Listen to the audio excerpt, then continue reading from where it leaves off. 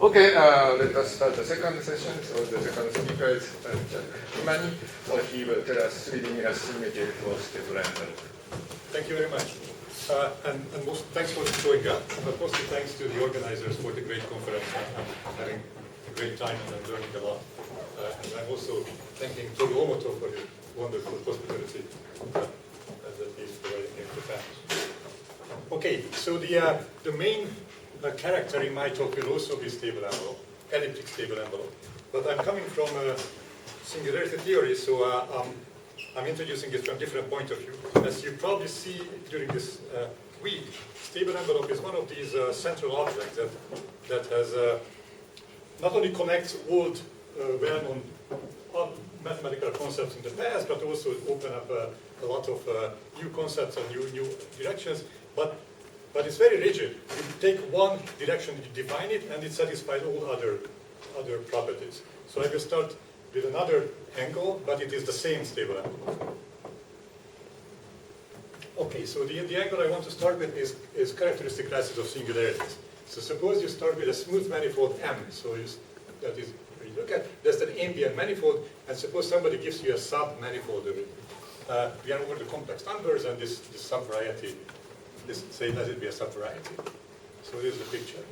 The point is that it may be singular. Then in some algebraic topology course, you associate a fundamental class to that sigma, living in the cohomology of M. Intuitively, you triangulate sigma, add together the maximal dimensional simplices that produces a homology class, and you look at that homology class in M and apply Poincare duality. That's what I mean by the fundamental cohomology class of sigma in M. So here is the school example is that if the ambient manifold is M and A is that circle, then there is a fundamental class of it, and actually there's no better name of naming it. This is one of the basis elements of H1 of M, and for B there's another one, and there is some enumerative geometry encoded in their cohomological behavior. For example, the integral of their product is 1, and that's because these two cycles intersect. What I want to recall in this slide is that calculating in cohomology, or just naming cohomology classes, they count enumerative geometry information. Of course, here the enumerative geometry is very simple, that the intersection is 1. Here's another somewhat more sophisticated example. The ambient manifold will be the 4x4 matrices, just a vector space. As topologically not very interesting, so I'm acting on this by a group, so that the cohomology is still non-trivial. So this is my ambient manifold, and the subvariety is the rank at most 2 matrices. It's highly singular. It's singular along the rank 1 matrices. It's also singular around 0. But anyway, there's a way of calculating this fundamental class. It's a huge expression. I wrote down one term of it, where these betas are churn roots of one of the GL4. Doesn't matter. What I want to emphasize here is that this number 2, this coefficient, that is a solution to an enumerative geometry problem. This enumerative geometry problem is the prototype problem of Schubert calculus. That somebody gives you 4 lines in free space, so here in generic position, and you want to count how many lines intersect all 4. The answer is 2, and one way of proving it is calculating this fundamental class and reading that coefficient. Okay, so I'm not going deeper into enumerative geometry. Oh, here's the picture that I tried to show. I'm not going deeper in enumerative geometry. What I want to say is that naming classes in cohomology rings very often encode enumerative geometry. All right, so fast forward 20 years. There's a very interesting class of characteristic classes defined by Okunkov and his co-authors in the context of geometrization of quantum group actions. This has been already reviewed several times in this conference. I will do a very short review. So suppose somebody gives you a quantum group representation. Your goal when you want to geometrize that representation is you want to find the space X with a torus action, such that if you carry out something, you recover that representation. And what is the thing that you carry out? you choose a one-parameter subgroup in your torus.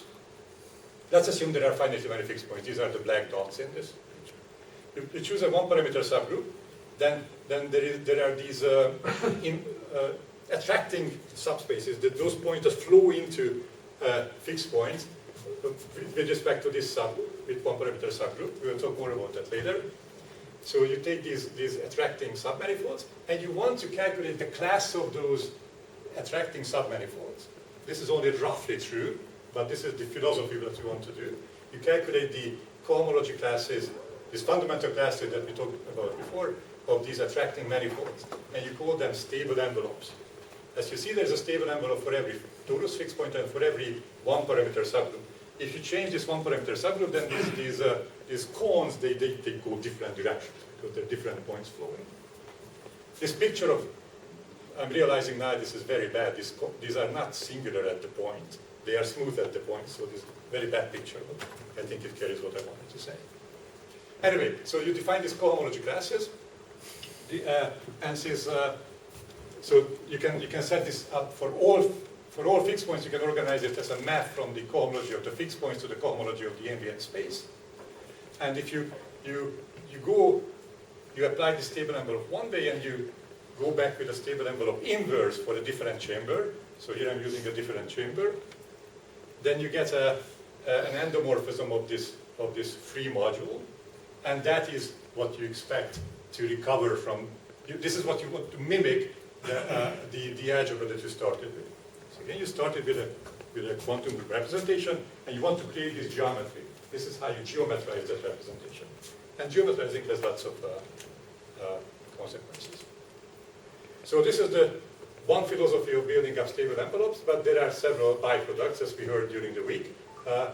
First of all, they are geometric characteristic classes, in the sense that in my first two slides, that certain coefficients of them, certain products of them integrated, and other things you can do with things. They express enumerative geometric properties of the underlying space. The cohomological ones typically calculate Euler characteristics of different sections and those kind of issues. The K-theoretic ones calculate chi-y genus, and the elliptic ones that we will come to calculate elliptic genera of different intersections and spans and all that. So that's one byproduct. Another byproduct is what we just heard an excellent lecture about, is that to the space you also associate some curve counting vertex functions that satisfy two sets of difference equations, and the elliptic stable envelopes serve as building up the monodromy between different natural bases of solutions. I'm not going deeper, we just had a detailed discussion of those. So that's another fact about stable envelopes. Right. So now I want to tell you the main property that I'm concerned with today is the 3D mirror symmetry of characteristic classes of stable envelopes. It is predicted by certain superstring theory. And the story is that, as we heard, that we expect that for a space there is a friend, the mirror dual space, such that the first thing is that there is a bijection, there is a natural bijection, there should be a natural bijection between the torus fixed points. In such a way that the stable envelopes on one of them are equal to the stable envelopes of the other one, but in the transpose way. The stable envelope of F here, restricted to G, should be equal to the stable envelope of the friend of G, restricted to the friend of F. So you see there is a transpose built in if you read this as a matrix. So this prediction can be motivated in several ways, but for example, this interpretation of stable envelope is one of the reasons that is predicted this way. So this property is what I call the 3D mirror symmetry for stable envelopes. Oh, I forgot to say what's written here in blue is that this equality, of course, it also has to be understood in such a way that you replace certain sets of variables. This left-hand side is an elliptic function in two sets of variables, a's and z's, and there's also an h bar, and the equality is such that the equivariant and killer parameters a's and z's are replaced, and h is inverted. Okay, here's an example. one of the space will be the cotangent bundle of P2. So here's my picture, and I don't know if you can see the pointer. So I want to emphasize here that it has 3 fixed points. P2, if you act by the standard tools on it, it has 3 fixed points. And there are invariant curves connecting each P. So somehow, if you are a geometer and you want to think of P2, you think of a triangle. There are 3 fixed points and 3 invariant curves connecting them. And this I also want to indicate that it's not only P2 but the cotangent bundle. So you see the complex dimension is 2 plus 2, it's a 4-dimensional space. The stable envelopes of the 3 fixed points are given in this matrix, so the stable envelope of one of the fixed points restricted to the 3 fixed points are given. It's restricted this one and then 0, 0 and so on. So I haven't defined stable envelopes properly yet, but so I hope that that example helps you understand what kind of objects these are. It turns out that the dual, the 3D mirror dual of this space is a Nakajima quiver variety corresponding to this quiver, which geometrically can be understood as a T star P1. This is this red picture. These are supposed to be the fiber directions.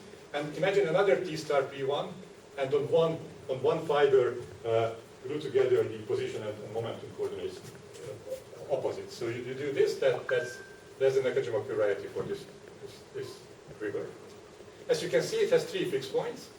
But somehow, again, if you're a geometer and you want to do some cohomology calculations, you want to understand the invariant curves. And as you see, the invariant curve structure is different. It's just two curves.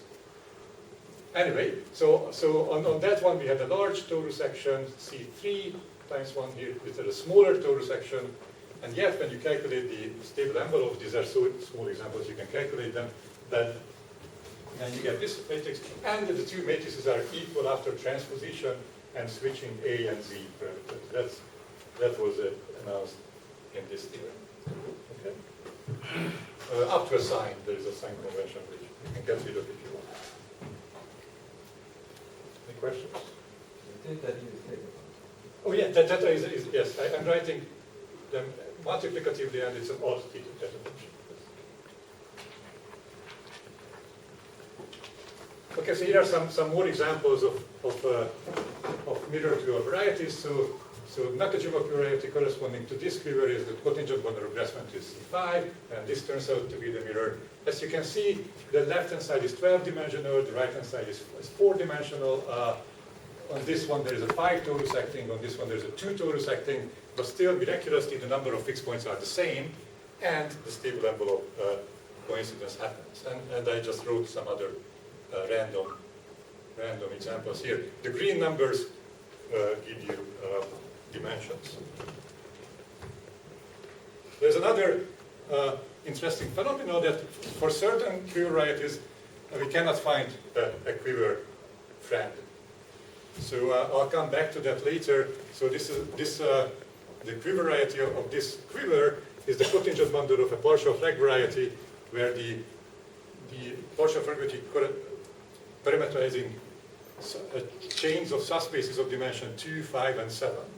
And if you calculate the differences, which is 2, 3, 2, this 2, 3, 2 is not a partition, it's not weakly decreasing. And that is why there is no quiver friend. If I choose a partial Fleck variety where these differences would weakly decrease, then there would be a quiver friend.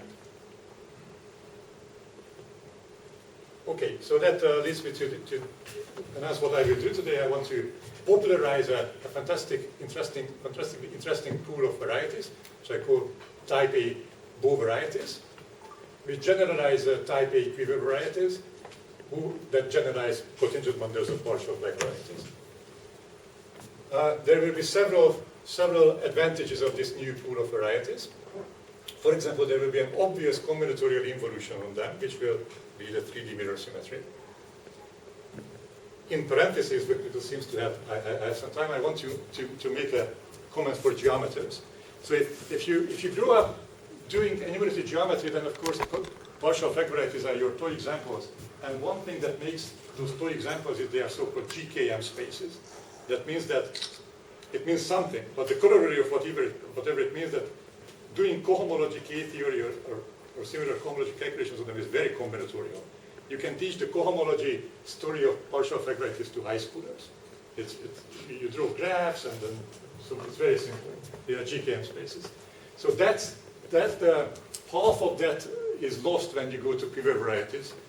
The so-called local equivalent localization is still injective, so half of that combinatorial story is kept, but it's not a GKM space anymore. So you lose part of that combinatorial story. So maybe you need a very good high schooler to understand the cohomology of varieties.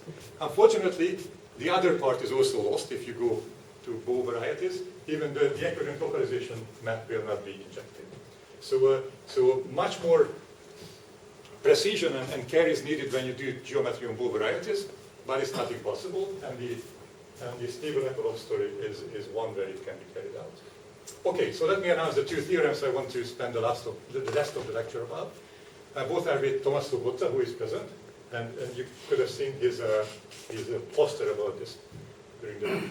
So one, we will prove that the 3D mirror symmetry holds, 3D mirror symmetry for stable envelope holds for Bow varieties and for this combinatorial involution.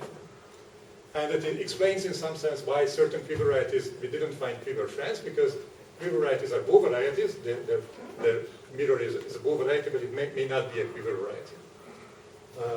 That's one. And then we also produce a whole algebra, elliptic cohomological whole algebra picture on sums of elliptic cohomologies, and that gives us a shuffle product formula for elliptic steps. So for example, these examples I'm going back here, this can be derived from this whole algebra shuffle product. I want to come back to this example to say that this example is misleading, because I said that these two matrices are equal after some switches and transposition, but that's not these are equal because they look equal. But if you carry this out for example, for this third line, you will have, I don't know, 200 fixed points, so you will have a 200 by 200 matrix up there, you have a 200 by 200 picture down there, and you pick the corresponding entries, they will look very different. They are equal according to our theorem. Our theorem is geometry, but they are not equal on the nose, so they don't look equal. So this is a theta function identity that is discovered. So that's what I'm emphasizing here in red, that putting together this geometric proof and this formula creates a theta function identities for every entry of these matrices. I think I came to half of my talk. Do you have any questions?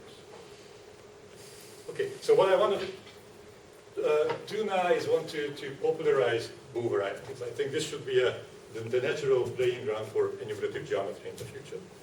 So they are defined by Cherkis. I learned about them, and I understand the definition from the Nakajima-Takayama paper, which I'm going to repeat with slightly different combinatorial codes. These varieties will be associated to geometry, so combinatorial gadgets. A combinatorial gadget is, for example, this one.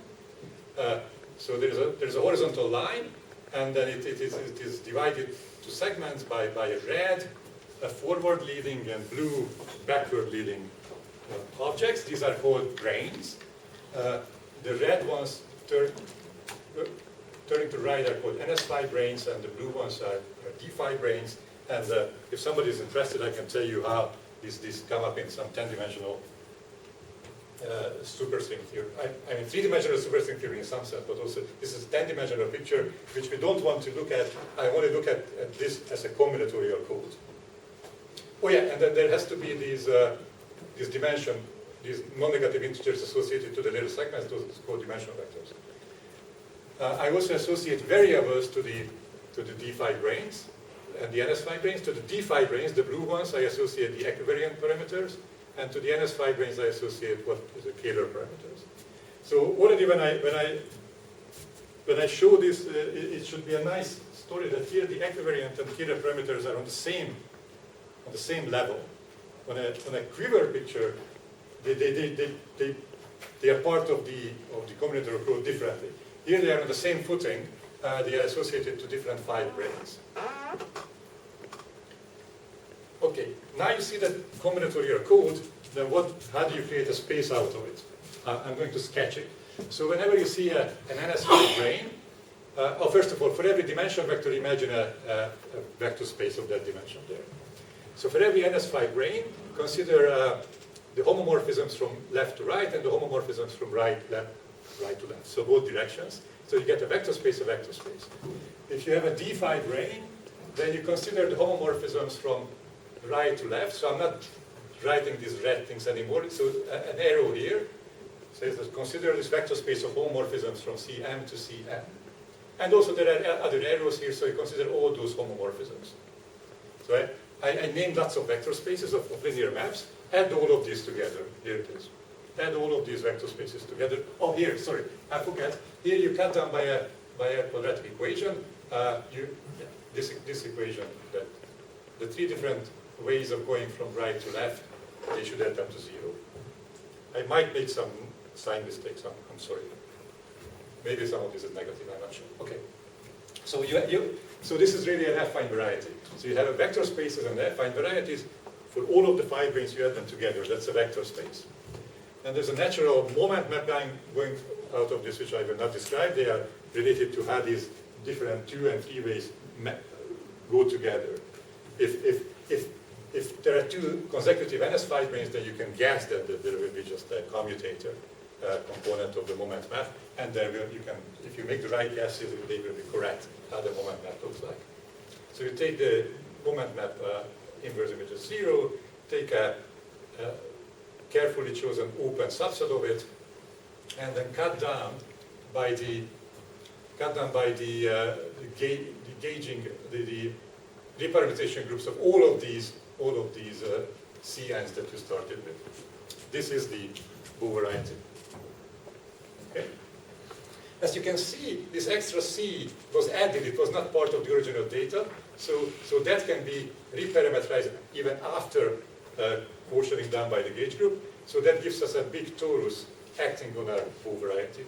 So for every D5 brane, there will be a component of C star acting on our space.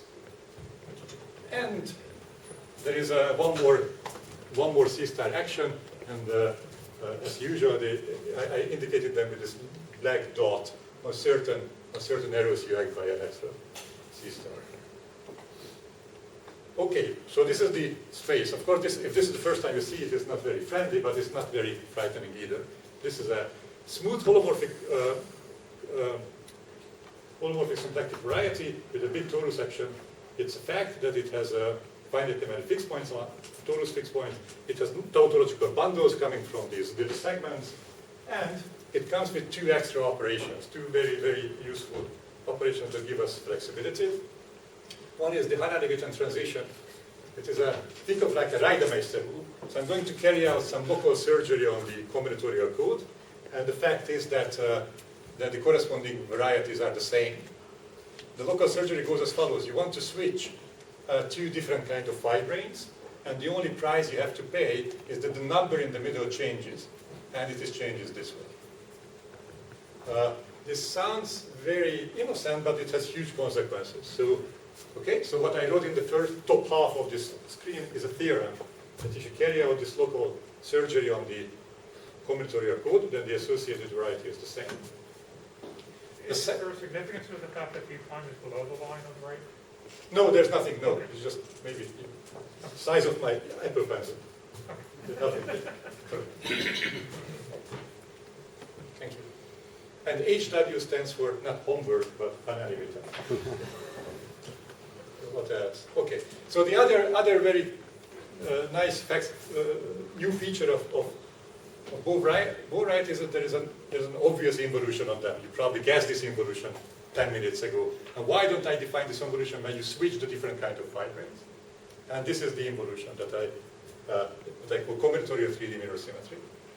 And you don't change the number. This is it. Okay, so let's go back to this example. So T star P2, you remember that was one of our examples. The Bow name of that is this. I can tell you the general formula how to change a quiver combinatorial code to a Bow combinatorial code. Maybe I do it if you have a question about that. If you apply that general formula, this is what you get. For this Nakajima variety, you will get this as your combinatorial code. Now, if you apply 3D mirror symmetry to the top one, then you just replace red and blue 5 branes. That's not exactly the combinatorial code of this one, but after some Hanani-Witten transitions, they are the same. So here I carry out the Hanani-Witten transition. So one time let me do the counting. So the new number here should be this number 1 plus this number 0. So 1 plus 0 plus 1, 2, minus 1, which is 1. So it's a little misleading. I wanted a small example. So this 1 stayed 1, but that's an accident. It's a result of a calculation. Well, you can also introduce invariance, like and then which is coming up. Okay. So you carry out the Hanani-Witten here, you carry out Hanani-Witten here, then you will find that these two are combinatorially 3D mirror dual. And on the bow picture, it's together with the Hanani-Witten, it's visible. Okay. I want to tell you another beautiful piece of combinatorics that comes with O varieties. We want to understand combinatorial codes of their torus fixed points. And they are tie diagrams. Tie diagrams are what's on the picture. This collection of these blue arcs, up or down. A blue arc has to connect different type of 5 branes. So this slanting is indicating how these arcs should go. But you have to draw in as many, and they have to be arranged in such a way that is consistent with the dimension vector. For example, here you see a 2. So you want to draw these green diagrams in such a way that over this 2 there are exactly 2 blue arcs. I don't know if my pointer is pointing the right way, but you see that over that arc there are 2 arcs altogether. So for example, here at 4, there's 1, 2, 3 above and 1 below, so altogether 4. If you only see the brain diagram and you want to put this tie diagram there, it's a non-trivial, actually sort of a universal combinatorial problem. It's equivalent to finding 0-1 matrices with given row sums and column sums. For example, for this particular brain diagram, there are 123 tie diagrams. This is one of the 123 tie diagrams. So the associated Boole variety has 123 fixed points. But the very important thing, what I wanted to say is that, remember, 3D mirror symmetry at least has to produce a God-given bijection between the 4 torus fixed points of the 2 varieties. And now, if you change the combinatorial code, then the associated space will be very, very different dimensional, different toric, and so on. But the combinatorial codes of the fixed points are the same, because if you reflect this original variety together with the tie diagram, then it will be a tie diagram of the other one. So we have a natural bijection between the torus fixed points of the 2 varieties. So that's in the middle line. Yeah, obvious. It's also consistent with Hanani-Witten transition. This Rademacher move-looking story shows that it has to be interpreted the right way, but there is a natural way of identifying torus fixed point before and after the Hanani-Witten. Okay, I have 20. Right. So now we have the space, the Boole variety. I want to define or want to talk more about the stable envelopes and the 3D mirror symmetry about that. So I'm going to repeat some definition, a sketchy definition of stable envelopes. First, we need a 1-parameter subgroup, which for us will be just permutation of the d5 branes. For that permutation, we define a 1-parameter subgroup. Okay, here it is the torus. Okay, and if there is a 1-parameter subgroup and f is a fixed point, then you can collect those points in the space that flow into your fixed point along this 1-parameter subgroup. Okay, this is called the attracting set or the leaf of the fixed point f. And this would be this little cone here for this point. These are the points that flow into f. But I want a full attracting set, which can be obtained roughly by iterating this procedure and closing. So maybe on the closure of this attracting set, there is another fixed point, and some more points flow into that. And maybe on the closure of that, there will be other fixed points and more fun. So the full attracting set is the union of all of these. Again, my picture is bad geometrically, these attracting, they are not singular at this point. They are singular on the boundary. Okay, so the offshoot of this slide is the definition of the full attracting set of a fixed point. Now here is the Aganagic-Okounkov definition of elliptic stable envelopes. I may tell you the cohomological and K-theoretic version if you want, but anyway, I'm focusing on the elliptic one. It is the unique class in the elliptic cohomology satisfying three conditions. One is that it has to be supported on the full attracting set. That's what I wanted to allude to on the first or second slide, that the elliptic stable envelope is roughly the class of the attracting set. So it is supported on that, and it is normalized in such a way that if that thing was an irreducible smooth variety, then it would be its fundamental class. That's what this middle normalization says. And we need an extra axiom, which in elliptic cohomology is rather simple. It says that it has to be a section of a given line bundle. So altogether, you can imagine this is it's really a section of a line bundle of a product of elliptic curves, and we have to tell you which line bundle. I'm not going to be precise about this, but actually a big part of our theorem is creating the correct combinatoric sphere out of a brane diagram, which makes this work and in such a way that the elliptic stable envelope exists and is unique. Uniqueness is trivial. It exists for Boole varieties. Maybe I'm going to say something that is very obvious for all of you, that if the combinatorics of line bundles over products of elliptic curves is really combinatorics of quadratic forms. So the story behind what I'm not telling you here is an intricate combinatorics of quadratic forms associated to Boole varieties. And also we wanted to make sure that this combinatorics is such that it extends to the type, affine type A. Okay, now let me just repeat our theorem, which, yes, if you start with a Boole variety, you have a brane diagram, take its mirror, combinatory or mirror dual, associate spaces to them, and the theorem that we are proving is that 3D mirror symmetry for characteristic classes holds for these two spaces. Special cases of this theorem were already known by these four other papers, myself and Smirnov, Barchenko, and Zhu. And I should say that this, maybe Weber, Andrzej Weber should also be mentioned here. I'm very sorry I forgot to write. So one special case is the contingent bundle of the Grassmanni and then its dual, and the other special case is the contingent bundle of the full flag variety and its dual, which is itself. But so now the theorem is general for all Boole varieties or type A Boole varieties. Good. I'm going to tell you about the proof. There will be 2 slides about the proof, or just the main steps of the proofs, because we believe that there are 2 steps of this proof that will be more important than actually the actual theorem.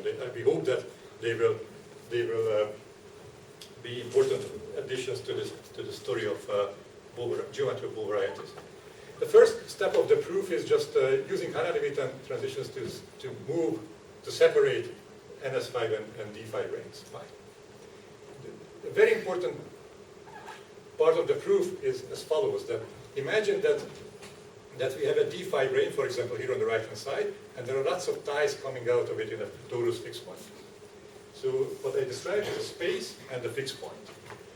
The question is, what happens if I replace this brane with 2 branes such that their charges? Oh, eventually I never told you what the charge is. Okay, I'm sorry. I'll come back to your question in a minute. But anyway, so the total number of ties coming out of these 2 will have to be the same as the number of. Okay, so what happens is that I carry down this combinatory of resolution, and then I have 2 Boole varieties. The question is, how do they relate? And what we prove is that this first one is a closed embedding into the second one, but more than that, it is consistent with stable envelope-like constructions. You remember the stable envelope construction is about full attracting sets. So for example, suppose here's a variety. I'm drawing now on the blackboard, invisible blackboard. Here's a Boole variety and a fixed point, and there's a full attracting set. Now you embed it in a larger Boole variety, and you consider the full attracting set of this one. If there were some points that flow into that from outside, but then this come back to here, so that you you take a point in the small one and it flows into that, but sort of going outside and come back. And that would mess up the stable envelopes. So representation theoretically it means like you're taking fusion of two fundamental representations. Absolutely. Yeah. So I think thank you very much. I think what we discovered is geometry behind the so-called algebraic fusion procedure. And then you're saying like there's like a flow, say if you take say complete flag, it would flow to something like n minus 1, 1, and then you would continue. Okay. Yeah. Absolutely. So, maybe I'm not using my most up-to-date slides because I wanted to give you the representation theory slide, but some other slide is missing. But anyway, on the representation theory, you take here you say there are 4 times. This is the lambda 4, the 4th fundamental representation in that position, and you take tensor product of many, and then replacing it with lambda 2 tensor lambda 2. So with algebraic, it is on the R matrix level. This was very well studied for the algebraic fusion procedure. What we are discovering is the geometric fusion procedure. And more than that, we needed this on the other side, on the NS5 side. So we did the 3D mirror tour of algebraic fusion, and so we compared the Bow varieties after resolution of NS5 branes. It turns out that we understand what happens. What I'm writing here is a lie. It's not true, but I think a small lie is okay if it's not misleading. So it's something like a Grassmannian fibration. And if you do characteristic classes, you know how to push forward in Grassmannian fibrations, which is an equilibrium localization formula, so the stable envelopes can be compared before and after. So now after this, after you believe me, these 2 geometric constructions, the fusion, geometric fusion on D fibrane and geometric fusion on NS fibranes, you can achieve that all of the, you can bring your Bow variety to a very special case, very special form, this form, and this is the contingent bundle of the full flag variety, for which 3D mirror symmetry is rather easy, and certainly known. Okay. Right, so this is roughly the proof of our first theorem that I announced, that 3D mirror symmetry holds for Bow varieties. 3D mirror symmetry for stable envelopes. The second proof was, the second announced proof, statement was about the formula of stable envelopes. And here it is. I'm going to build up an elliptic cohomological whole algebra of type A elliptic, not even a type A-n, but type A. So what you do is you start with imagine D is a partition. I will think of it as the left side of a Bow variety. D0 is the largest, D1 is smaller, and so on. Eventually it has to be 0. So I imagine this partition as the NS5 dimension vectors of some imaginary universal Bow diagram. And I associate a space, which I'm lazy here, so I'm not telling you what kind of functions, but really it's some sections of some products of elliptic curves. Some functions in lots of variables. For every little segment here, I consider variables. The upper index is where they live, and the lower index is how many of them have, and the partition tells you how many of them. And this function has to be symmetric with respect to these sets of variables, and also H. So the elliptic cohomological whole algebra will be as a vector space, will be the sum of these spaces of sections. But there will be a product on it, a type of convolution product, which in the algebraic language is the following, that, again, I'll be fast. When you want to multiply f and g, you evaluate f on some of the variables, g on the rest of the variables. You put in some kind of kernel function, which is organized according to the combinatorics of the brane diagram. And then you shuffle in terms of this t prime choice. So it's a very explicit formula. So this is it. So that way you get a formula from fd1 f cross fd2 to fd1 plus d2. And there's a version of it, the operator action version. When the second one, in the second one, I need to shift the Kähler variables according to the charge. I'll come back to what the charge is. It's a number associated to every 5 brane. Both of these multiplications are associative. To just one type, we can associate an obvious formula. I denote it by this both face 1, because in cohomology this is just equal to 1. In elliptic cohomology this is the fancy name of 1 in elliptic cohomology. So for every tide you consider that formula, and our main theorem is that the stable envelope of F is the product of these ones according to the operator product if you do them in the right order. You remember the stable envelope really depends on a permutation, and that has to be real thing. What the right order is. Oh yeah, I forgot to say, of course, this algebra is non-commutative. It's an associative non-commutative algebra. So this is oh yeah, right. But this only has t variables, and you make some kind of substitutions into the t0 variables, and that's where the equilibrium parameters enter. Right. So this is a formula. So putting together the two theorems, one geometry, 3D mirror symmetry, the other this formula, it produces actually theta function identities for every entry of stable envelope matrices. Yes, go ahead. Sorry, I'm just a bit confused about this formula. So in the right-hand side, you have some kind of elliptic functions initialized at some invariant parameters, right? Correct. But in the left-hand side, you have a class in elliptic homology. Or are you telling us the restriction of that class? That's elliptical. Yeah. Right, so you see, I only specialize the t upper zeros, the t upper negative ones. So only the first row here, t upper negative 1, t upper negative 2, those are the topological variables. The z's enter in the ones. So there are z's entering, the scalar parameters entering the basic ones. Okay, so the basic ones has t's and z's. You shuffle them together, there will be t's and z's. At the end of the shuffling, you substitute to some of the t's a's. So altogether t's and z's and a's. I'm happy with that. It's just I don't completely understand what kind of objects these are. So it's tab of a tie diagram should be a linear combination of tie diagrams whose coefficients are elliptic functions. No. No, a tie diagram is a fixed point. Yeah. A stable envelope is associated to a fixed point. So you fix one tie diagram, and this is the associated stable envelope. Okay, I understand. And then you're implicitly doing an identification between the elliptic homology and these elliptic functions. Good. Thank you. Any other question? Because I think this is my last slide. So the fact that sorry. Yeah. How did you get weight for Shuffle product? Yes, so there's something called weight function, Tarasov-Barchenko weight function, also Felder is to be mentioned, and Kono. So there are weight functions. These No, I mean weight factor inside the Shuffle product. Oh, the weight function, oh yeah. So that comes from combinatorics of the brain diagram.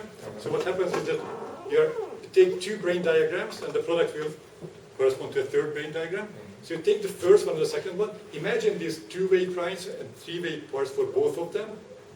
And then instead of homomorphism staying inside one, you consider homomorphism from one of them to the other one. But according to the scheme of these three-way parts and two-way parts that were 20 slides ago. So, okay, maybe I didn't answer correctly. So let me go back to.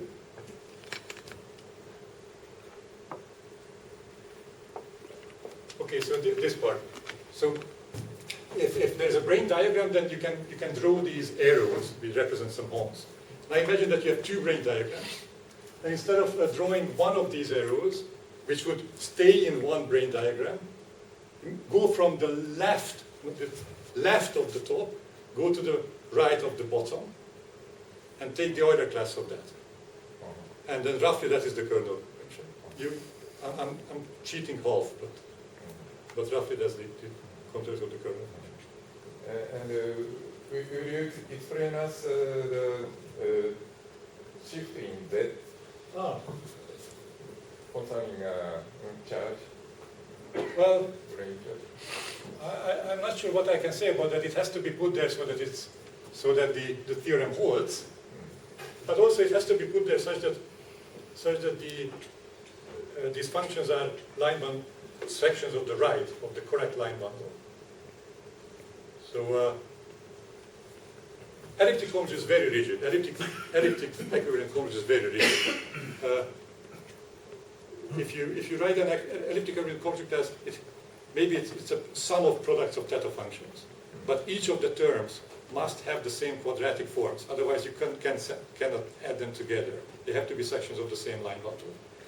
And already that, the quadratic form calculus forces you to make these shifts. And then from the representation theory point of view, like this fixed point, leaving some weight spaces from representation. And that's essentially the weight. The weight, Right. the weight is the one. Yeah. And when it comes after, then it, like this G comes after F, so that's shifted up by something. Yeah. You have a brain expression, explanation in terms of brain. Yes. Yes, so the charge, which is probably among my backups. I think this is my last slide. After this, I thank you, but I have 20 backup slides. Thank you very much.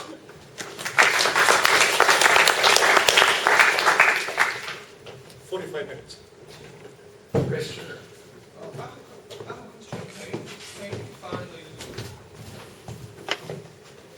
Can you define the use of the cohomological algebra for quivers with potential?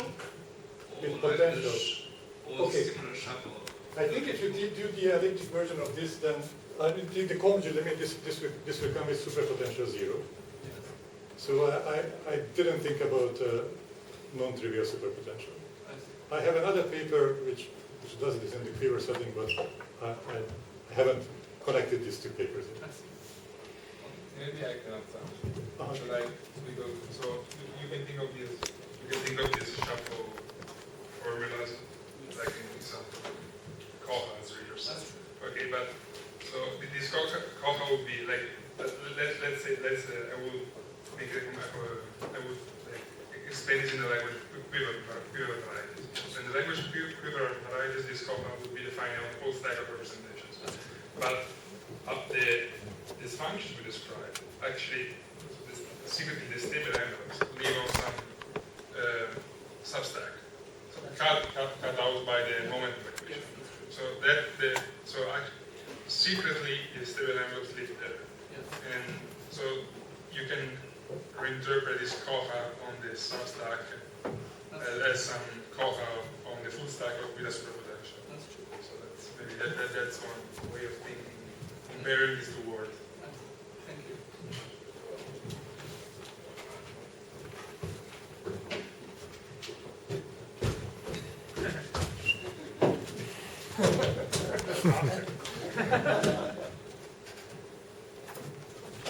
Okay, so I have a comment about your shuffle algebra construction.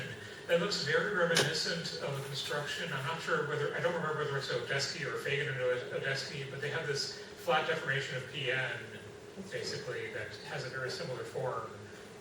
So I just wanted Yeah, I think that was eventually organized by Konsevic Seufermann. Okay.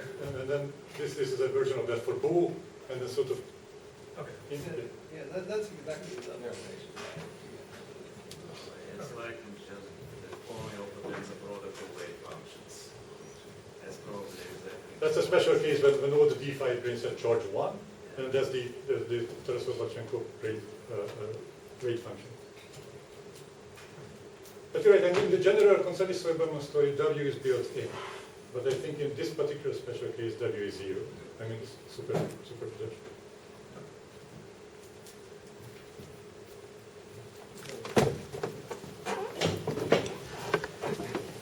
So, you know, in the quiver variety story, there's this geometry description in terms of slot-away slices and nilpotent cones. Like this, we have some weight, and there's like nilpotent cone and slot-away slice, kind of intersect. And then, I mean, once you do this fusion, when you start degenerating, you can describe it in terms of that. So, does the description exist for the bow variety when it's not a quiver variety? It has to be on the F-Angus-Mania, probably. It's not slice, intersection, something different. Something different, but there's some analog. Yeah, yeah. What's the name? How is it called? Like, what is Well, it? it's just the whole variety, only D5 branes. Right. So this is the how to say it? Yeah, I think no name. I see. It's in your paper, right? Yeah. That's it.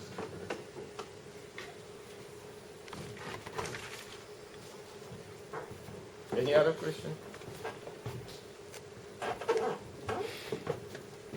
Okay, let's thank you again.